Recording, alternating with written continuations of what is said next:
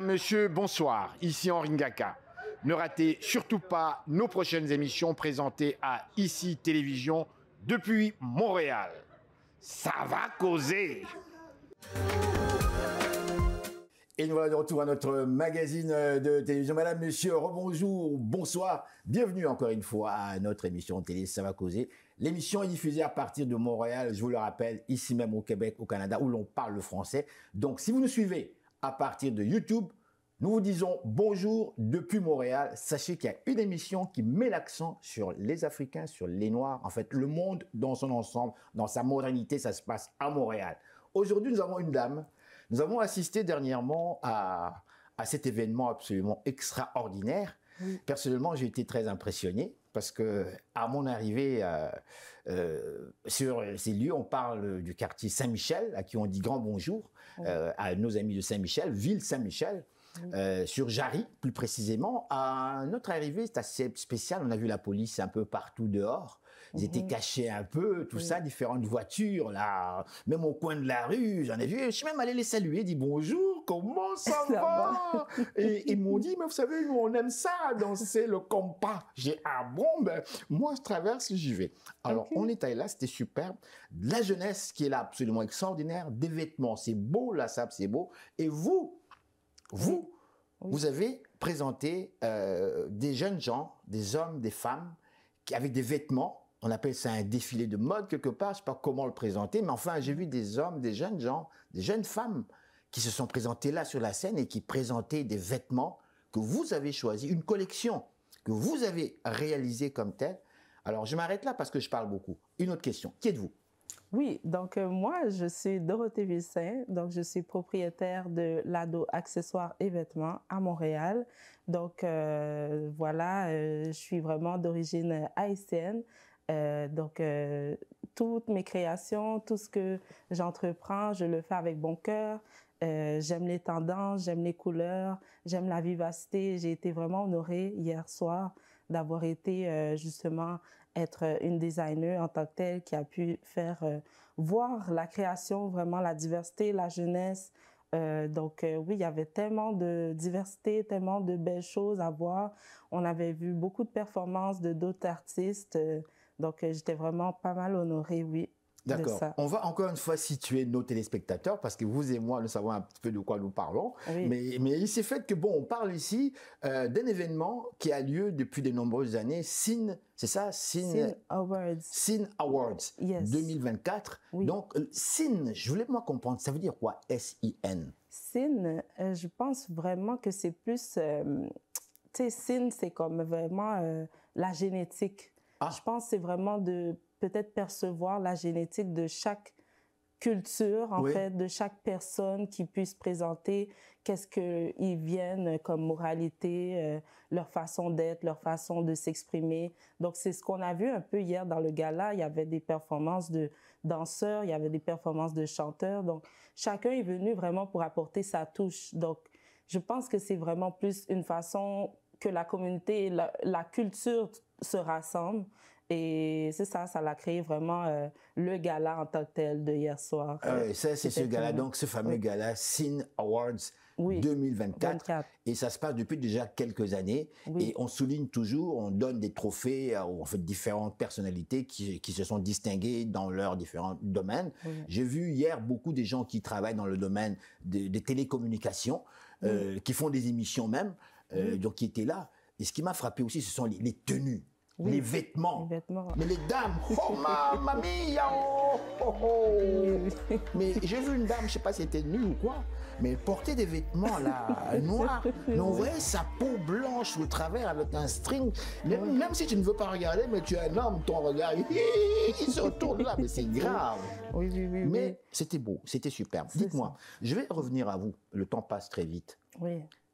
Qui êtes-vous? Qu'est-ce qui vous a emmené à travailler dans ce domaine-là. Avant de parler de boutique ou de magasin ou de carrément culture noire, vous avez dit ici que vos parents sont d'origine haïtienne. Oui. Forcément, ils sont nés en Haïti et donc ce sont des immigrants quelque part qui ont quitté leur pays pour venir s'installer ici. Oui. On parle ici soit de la régime du période, soit de papa François Duvalier, ou encore de Jean-Claude Duvalier, ou encore d'autres périodes. Est-ce que je me trompe? Exactement. Non, et donc, ils vous ont conçu ici. Oui. Vous êtes québécoise pure laine à la peau noire. Oui. Mais je me considère, oui, exactement, comme vous avez dit. Mais c'est quoi je suis? Mais je suis fière d'être noire et je suis noire. Le sang coule à flot. Je sais que je suis haïtienne à 100%. Mais oui, ils ont fait toute cette démarche-là, tout ce chemin-là. J'en remercie ma mère vraiment parce que c'est avec elle la majorité de ma vie que j'ai passée. Donc, vraiment, elle m'a pu m'éduquer, elle a pu me faire comprendre que c'est pas facile la vie, mais il faut se battre pour vraiment savoir qu'est-ce qu'on veut faire et donner le tout, quoi, dans tout ce que tu entreprends. Ouais, ouais. Et papa, lui, il est où? Et papa, il est là. je suppose qu'il est là. Mais bon, Dieu a bien fait les choses, donc c'est comme ça. OK. Ouais. Alors, on ne parlera pas de papa. Ouais, c'est ça. On va rester avec maman. Maman, ouais. Donc, c'est ça. Donc, ma mère, oui, elle est venue, je pense, en 94. Ouais, ça fait à peu près 25 à 30 ans qu'elle est déjà au Québec. Donc, elle est quand même assez bien installée. Elle connaît le système et tout. Donc, ça a été facile d'avoir une éducation par elle. Donc, vraiment, elle nous a élevés, moi et mon frère, depuis le tout jeune âge. Donc, ça n'a pas été facile pour elle, mais quand même, avec la réussite de comment qu'elle nous a élevés, l'éducation qu'elle nous a donnée, on a pu vraiment se relever et consacrer, en fait, la vie à se battre. Oui. Avant de vous emmener vers la création, oui. Parce que quand on parle quand même du choix vestimentaire, on parle quand même aussi de création, quelque oui. part, on parle ici d'imagination oui. aussi. Votre mère est très importante pour vous dans oui. votre vie. Je pense aussi que la féminité est très importante pour vous. Mais votre mère, lorsque je parle de votre mère, je parle de la vision de la femme, de la féminité, en partant d'Haïti et en ayant ce grand courage de pouvoir venir ici, émigrer ici dans un autre pays froid, avec une autre forme de culture, avec d'autres regards, d'autres jugements. Vous, en tant qu'enfant, comment ça a été pour vous ici, en tant que jeune haïtienne, née ici? Née ici, oui. Comment ça se passe pour vous? Je vous pose la question, est-ce qu'on vous a rejeté? Est-ce qu'on vous a regardé avec des yeux bizarres? Est-ce qu'on vous a posé des questions qui vous ont énervé? Parce que pour vous, ça semblait tellement stupide. Je vous laisse nous commenter. Je pourrais dire que ça, pour ma part, de façon à ce que mon enfance, elle s'est bien passée. J'ai pas subi d'intimidation ou quoi que ce soit. J'ai toujours été entourée avec de bonnes personnes. J'ai dû discerner depuis le début qui était bien, qui était faux. Donc vraiment, non, ça a bien été. Avec le fil du temps, c'est sûr que bon, je viens d'un milieu défavorisé, si je peux dire ça comme ça, mais qui est en progression, donc à Montréal-Nord. Pourquoi vous dites ça? Pourquoi vous dites que c'est un milieu défavorisé? Et là, je vais être direct avec vous. Je vous pose la question. Quelle est votre définition de milieu défavorisé au niveau du Québec et du Canada? Milieu défavorisé, pour moi, je dirais que c'est un espace où ce que tu fais n'est pas en considération. Donc, par qui? Par la société, par les gens de tout le monde, par le regard d'autres personnes. Comme ça peut être des mentors, ça peut être des coachs, ça peut être des adultes. Tu sais, quand tu es un petit peu plus jeune, tu te sens peut-être pogné, si je peux dire le terme. On manque de confiance quelque part. Manque de confiance. Parce qu'on ne se connaît pas encore. C'est ça, oui, exactement. Oui. Donc, quand je dis milieu défavorisé, c'est juste parce que, bon, on n'est pas peut-être au secteur d'activité qui est en plein essor et de façon géographique, on n'est peut-être pas à la position qu'on voudrait être. Donc, c'est pour ça que je dirais peut-être un milieu défavorisé. Mais si jamais on serait à une autre place ou que les choses sont un peu plus aisées, de façon à ce que tes parents aussi sont plus aisés, c'est sûr que là, tu ressors d'un autre territoire. Et en étant dans un autre territoire, on peut dire que si l'économie va bien aussi et que toi aussi, de façon à ce que ta famille, elle est est-ce que vous vous êtes senti ciblé, vous? Moi, quand même, oui. C'est sûr que, bon, au début, ça n'a jamais été facile, comme j'ai dit. Ma mère, elle était là, elle faisait ses deux bras, en fait. Elle jouait le rôle de maman, de papa. Donc, c'est sûr que j'ai jamais tout eu. dans ma vie, tu comprends? Donc, c'est sûr que j'ai dû me battre à un moment donné pour vraiment avoir ce que je voudrais. Et là, je suis fière d'être vraiment qui je suis en ce moment. Alors, dites-moi, selon vous, quel est le regard, selon vous, Oui. de cette grande diaspora haïtienne envers votre travail? Si je regarde hier, je me fie un petit peu à hier, aujourd'hui. Aujourd'hui, je peux dire que la communauté est vraiment, comment dire, elle est là, elle est là. Elle aime mon travail, elle me soutient dans mon travail. J'ai des clientes fidèles, j'ai des clientes, ça fait longtemps qu'ils sont là, ça fait à peu près 4-5 ans que je suis sur le marché. Donc, ils ont été là depuis le début et j'en remercie vraiment le fond du cœur que vraiment, on voit que la communauté et l'état d'esprit des gens change avec le temps, change de façon à ce qu'ils veulent voir des personnes comme eux réussir. Donc, ça leur donne aussi l'engouement de pouvoir s'essayer, de pouvoir réussir. Je trouve ça très, très intéressant et même pertinent ce que vous venez d'affirmer là. Oui. Tout à l'heure, j'ai reçu un monsieur avec qui l'on parlait et on parlait de l'Afrique. On parlait de la réussite et de l'échec également. Oui. Il m'a souligné quelque chose que j'aimerais que vous nous commentiez ici. Vous savez, nous, en tant que Noirs africains, on a une drôle de mentalité. Oui. Quand on sent quelqu'un en train de monter, là, en train de grimper quelque part, on va tout faire pour l'écraser. Il faut qu'il reste comme nous, monte pareil dans le trou, comme on lui, quelque part. Oui. Est-ce que vous avez-vous senti ça, vous? Au début... Lorsque vous dites qu'il y a changement de mentalité, ça veut dire qu'on ne pense plus comme ça. Ça veut dire que là, on se dit, tiens, si lui réussit, peut-être que lui peut m'aider, moi aussi, on va tous grimper ensemble. Oui. Et on grimpe. Mais en fait, c'est ça, c'est une part des choses, c'est une partie de la population qui est comme ça. Je ne dis pas que c'est tout le monde qui est comme ça, mais quand que tu veux être comme ça, tout est là, en fait. Donc, si ta mentalité veut être changeante, si elle veut demeurer bas, c'est sûr que tu ne vas pas justement voir des gens comme ça qui vont pouvoir te dire « Ah, elle me motive aussi ». Donc, oui, c'est sûr qu'il y a une part des choses à faire, mais c'est ça. Dans l'ensemble, je trouve que si tu veux être comme ça, si tu as une vision et si tu as de l'ambition, tu sais que cette personne, elle est comme un modèle et non une personne qui devrait rester à son... D'accord. Dites-moi, dans le choix de ta collection, il y a 2 éléments ici que j'aimerais que tu nous expliques. Est-ce que ton choix, par rapport à ce qu'on a vu lors de ce gala, le choix de ta collection est basé sur 2 éléments que je vais citer ici. On parle du prix et on parle de le style.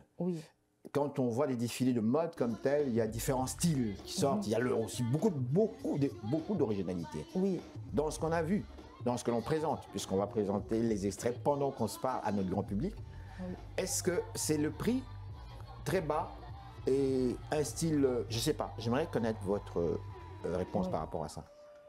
En fait, moi, je ne parlerai pas de prix, honnêtement, parce que je trouve que lorsqu'on aime quelque chose, on est prêt à l'acheter. Donc, ça veut dire qu'il n'y a pas de prix, quoi. Il n'y a pas de prix.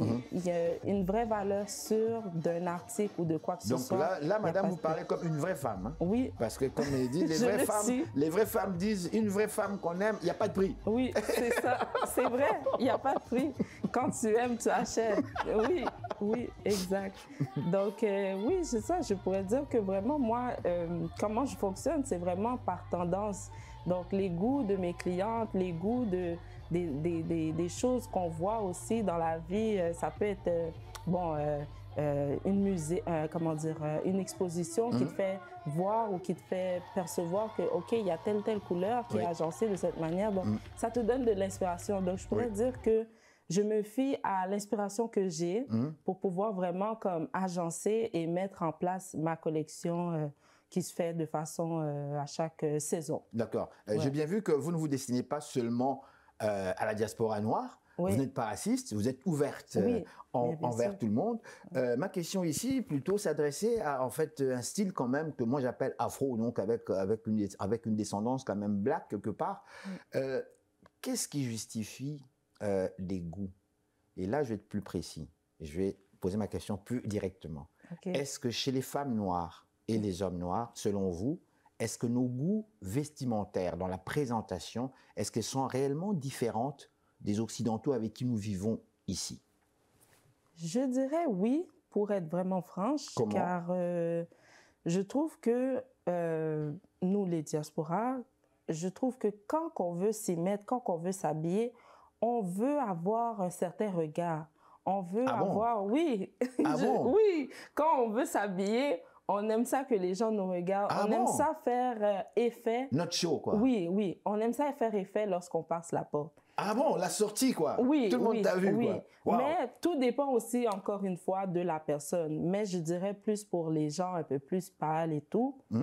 Bon, il y en a qui vont s'habiller de façon un peu normale, un peu, bon, je dirais pas désuet, mais de façon à ce qu'ils ne recherchent pas la tendance ou la qualité lorsqu'ils vont s'habiller de tous les jours. Mais peut-être qu'à une journée précise ou un mariage ou un gala, ils vont s'efforcer quand même parce que là, tu ne peux pas arriver n'importe comment. Donc là, ça devient comme un tableau, tout sort. Oui, l'expression corporelle, physique, tout sort. Tout sort, exact.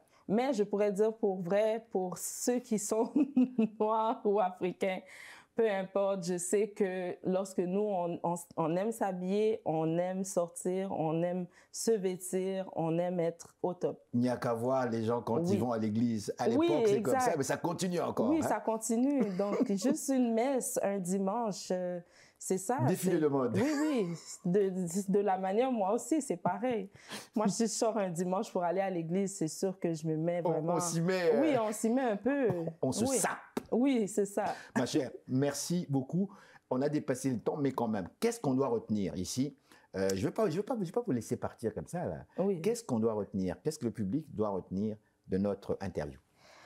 Bon, suivez vos rêves, suivez la volonté que vous avez, entendez aussi la parole du Seigneur et je dirais vraiment, juste foncez de qu'est-ce que vous avez. Comme ne vous retenez pas d'un projet quelconque que vous pensiez faire.